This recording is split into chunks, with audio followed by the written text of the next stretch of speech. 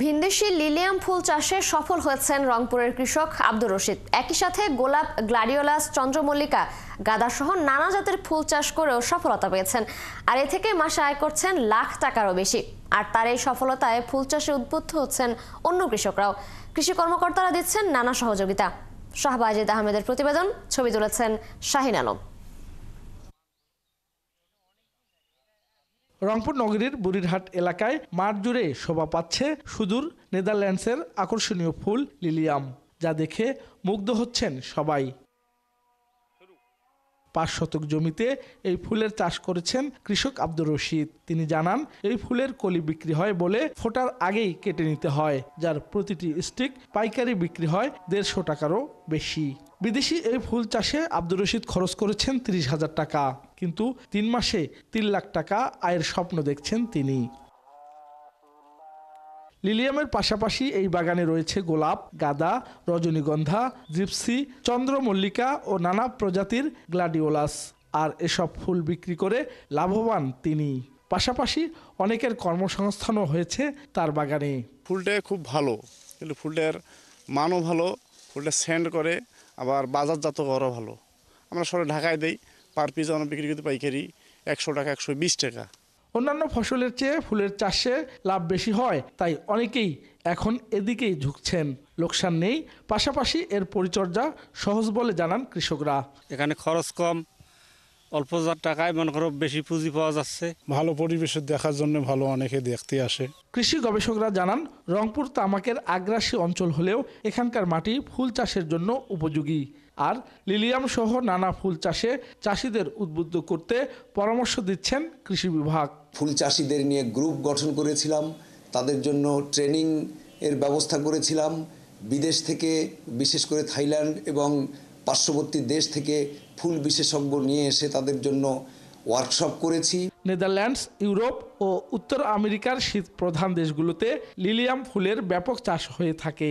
এখন বাংলাদেশের বিভিন্ন জেলাতেও এর চাষ বাড়ছে। আর এই ফুল সাধারণত সাদা, হলুদ, কমলা, গোলাপি, লাল ও বেগুনি রঙের হয়। শাহবাজিদ আহমেদ, ৭১, রংপুর। দর্শক, ভিনদেশি এই ফুলের খবর জানাতে রংপুর থেকে যুক্ত হচ্ছেন সহকর্মী শাহবাজিদ আহমেদ।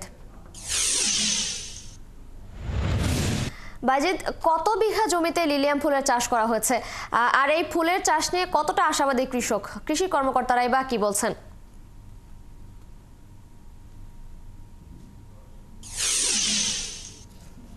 এই রংপুরের যে বুড়িরহাট এলাকায় কৃষক আব্দুর রশিদ, তার প্রায় ৫ বিঘা জমি এখানে রয়েছে। সেখানে কিন্তু নানা জাতের ফুল তিনি চাষ করেছেন। বিশেষ করে এই লিলিয়াম, জিপসি, চন্দ্রমল্লিকা, গ্লাডিওলাস সহ নানা জাতের ফুল তৈরি করেছেন। এই যে লিলিয়াম যে ফুল, এই ফুল বিদেশি ফুল, সেটি তিনি চাষ করেছেন এই রংপুরে প্রত্যন্ত এলাকায়। এবং এই কৃষক এইবার এই মৌসুমে তিনি ৩ লাখ টাকা রোজগারের স্বপ্ন দেখছেন।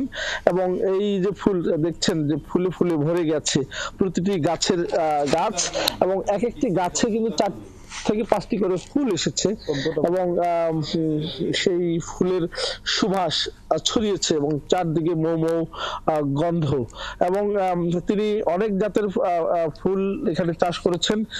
বিশেষ করে এই ফুলটি কিন্তু একটি কন্দক জাতীয় ফুল এবং ৭৮ থেকে ৮০ সেন্টিমিটার স্টিকের লম্বা হতে পারে।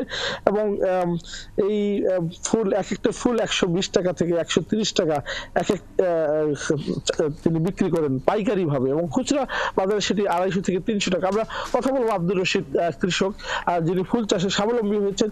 আব্দুর রশিদ, আপনার কাছ থেকে জানতে চাইবো, এই ফুল চাষ করার স্বপ্নটা কবে থেকে দেখা শুরু করেছেন এবং এখন যেভাবে ফুল চাষ করছেন তাতে করে কতটা উন্নতি করতে পারছেন? আসসালামু আলাইকুম, আমি মোহাম্মদ আব্দুর রশিদ, ফুল চাষী একজন। আমি ২০১৮ সাল থেকে ফুল চাষ করি। আমি প্রথম একটু ছোট জায়গায় চাষ করছিলাম, তো এখন আমি ১৩০ শতক জমিতে চাষ করি। এখানে আছে লিলিয়াম, গাঁদা, জিপসি, গ্লাডিওলাস, আবার বিভিন্ন জাতের গোলাপ আছে।